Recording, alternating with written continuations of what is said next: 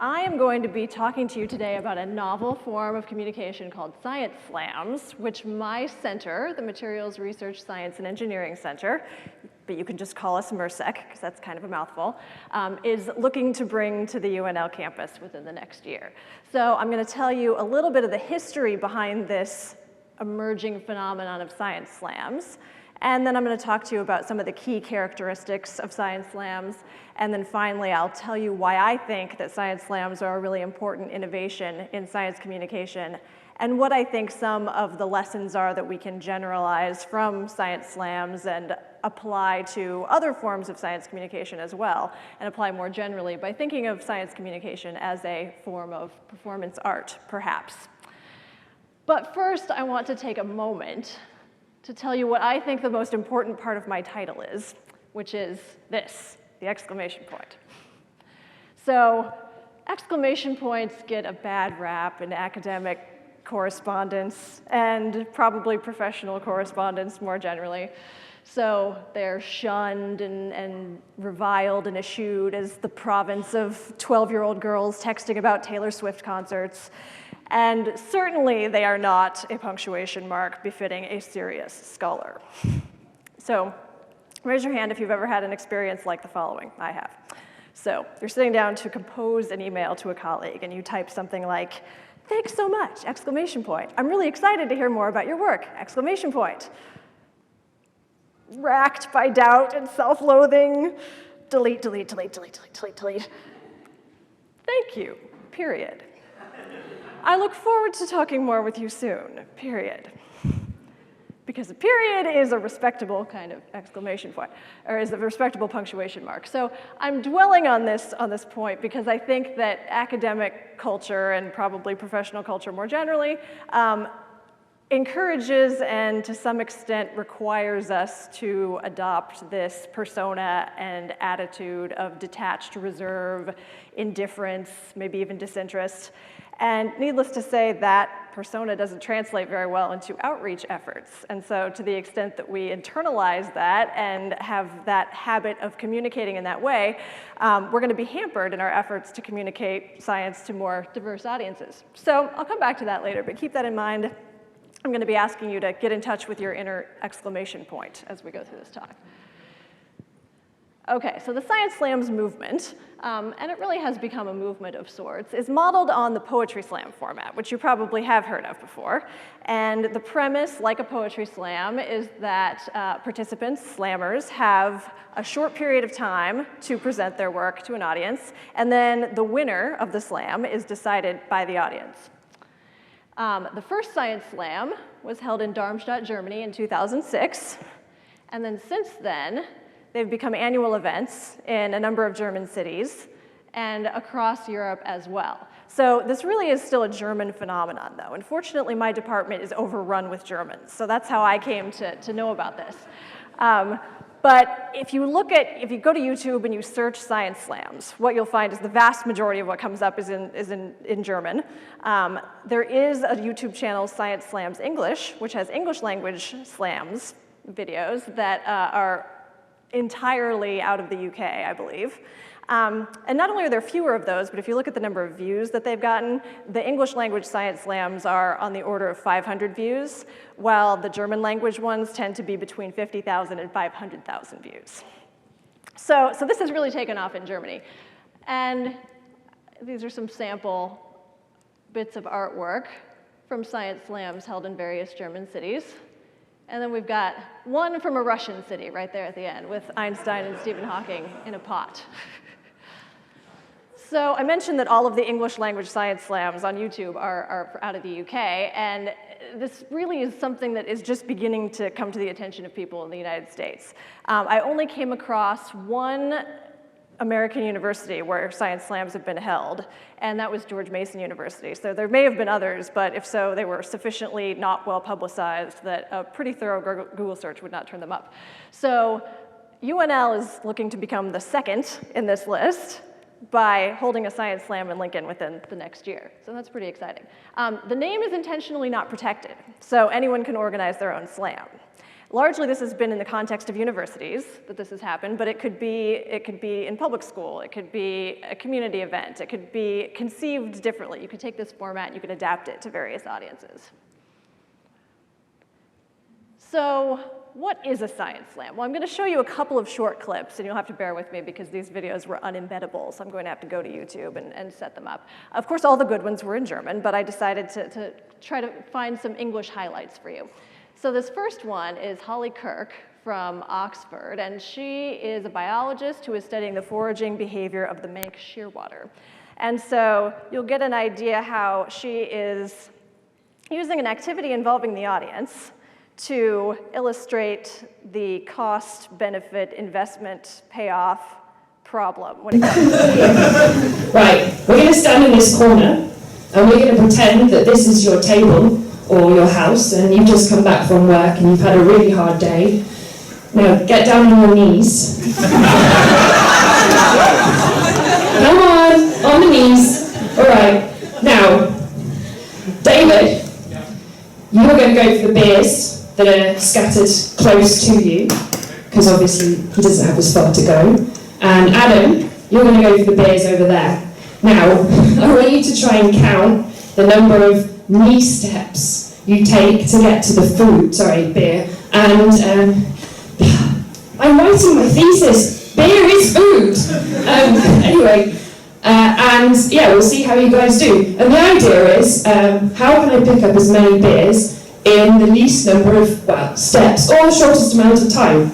You guys clear on that? Oh, I forgot one last thing. You have to bring the beer back here. Okay? Go! Alright. So it's in quite well. Okay, so there's one example of a science slam, one way to go. Make the audience crawl for beer. Let's see. Okay, so a second example. Let's show up.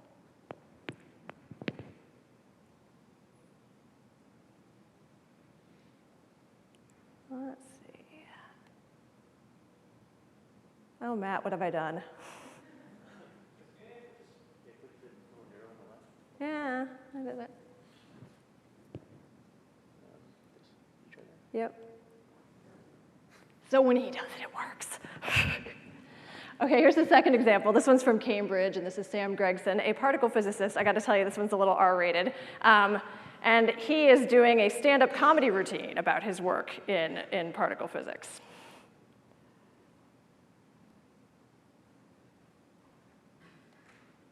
Now, if that seems a little bit complicated, I'd like to give you some takeaway analogies from tonight. And the first one is particle physics. Now, particle physics is just like sex, which is really handy because when you study it, it tends to be the thing that it replaces. But seriously, particle physics is just like sex. Initially, you have no idea what you're doing or what you're looking for. So how do you start? Well, you start by randomly smashing things back and forward, desperately hoping for the explosion you're looking for, which is exciting, but one way or the other, over far too quickly. The whole process involves a lot of trial and error. And the inevitable consequences are just a set of results that need to be cleaned up by a stack full of paper. So particle physics is like sex. And once we finish all this sexual experimentation, we have these Lego building blocks to make up the entire universe. And we can understand structures on any level using them. We can go from the... So there's another approach that one could take to a science slam. Let's see.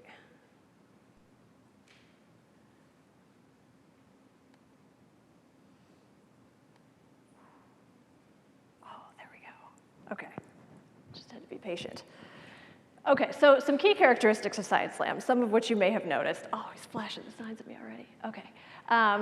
So the slammers are usually limited to 10 minutes or less, which I find very difficult, obviously. So I can imagine the challenge that constitutes. They're usually grad students or postdocs, so younger junior scholars, which I think to the casual observer, you might expect those would be people who are the most receptive to maybe thinking about innovative ways to communicate their research, but in my experience, it's probably the opposite, because these are people who are still trying to establish their academic credentials. So they're the last people who are going to write you an email with an exclamation point in it, for example. And so that's important that this kind of effort is targeted especially at junior scholars. So slams are often held in entertainment venues. You notice neither of those clips was in a lecture hall. So clubs, theaters, pubs. There are no rules governing the presentation style or the format, so that's completely open, just as long as slammers stay within the time limit.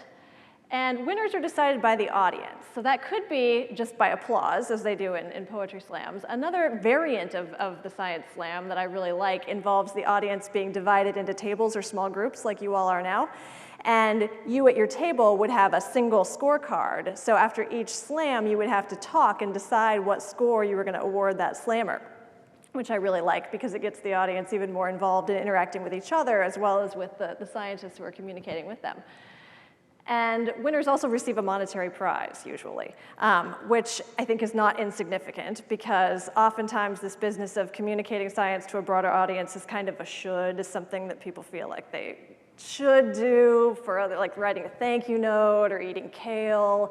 There are a few people who may do that because they really like to, but mostly they feel like it's something they're supposed to do, and nothing that's going to really pay off for them in the immediate term. And so the fact that there's a monetary prize, they can put a line on their CV that they won the Lincoln Science Slam and they win something that's the equivalent of a scholarship or a fellowship, is a pretty big deal in terms of the reward structure within academics and making this into something that people want to do. So now, if I have enough time, I will talk a little bit about why I think science slams are important and what we can take away from this. So the first is that practical applications aren't everything. Practical applications. So I think demonstrating why scientific research is useful to the general public is a really important strategy for getting the public on board and interested in science. But it's not the only way to go because things are meaningful to people for a lot of other reasons besides utility. And so just to give you an example, I taught algebra to highly gifted middle school students for a number of years. And the cliche about algebra students is that they're always asking, when am I ever gonna use this stuff that you're teaching me? And they do ask that. And there are a million good answers to that question. But at least with the students I worked with, they were always looking to sucker you into a debate. So what I tended to do, rather than give them one of those very good answers, which would then invite this kind of back and forth and just reinforce the terms of the debate they were setting up, I would flip the script on them and say, when are you ever going to use Minecraft? When are you ever going to use the Harry Potter books? And for the love of God, when are you ever going to use the song Turn Down for What? What is that? So clearly the point is that people are engaged with things for a lot of reasons, and the usefulness of them isn't necessarily the only or even the primary reason that people get interested in things. And so then I would show them how algebra can be interesting and it can be a game and how they want to be the masters of that game. Okay, so the curse of knowledge is a phrase that I recently heard, and I was aware of this phenomenon, but hadn't heard this term for it before. It's basically the adage that you shouldn't assume that your audience will be as intrinsically interested in what you're talking about as you are. But I would also argue, don't assume that they won't. So there's a lot of talk about breaking down the science, boiling it down, dumbing it down maybe. There's a lot of down going on here, and another key part of it that we need to be looking at is raising the audience up so that they can hopefully glimpse a little bit of what you glimpse. So why do you think your research is cool? This is a question that you have to ask, and I had a little clip in here that I'm not going to show, but the answers that we often give to that question are surprisingly uncool. So then you have to look further and say, why do you really think it's cool? And participating in a science slam, I think, both requires and enables researchers to answer that question. So here's where I think the analogy to poetry is especially strong, and this is kind of like what your writing teacher would tell you, show, don't tell. I think rather than trying to explain the research to people, we need to evoke what that research is really about for them. And so I remember finding this very liberating in my poetry class in college, realizing that I didn't have to tell everything that I was trying to convey in order to evoke the experience for people, and that's what I think science slams are about as well. So this is getting in touch with your inner exclamation point and then wearing it on your sleeve.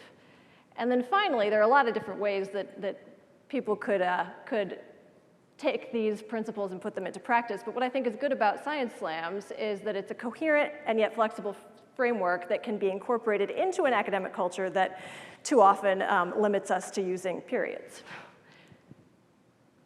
Thank you very much.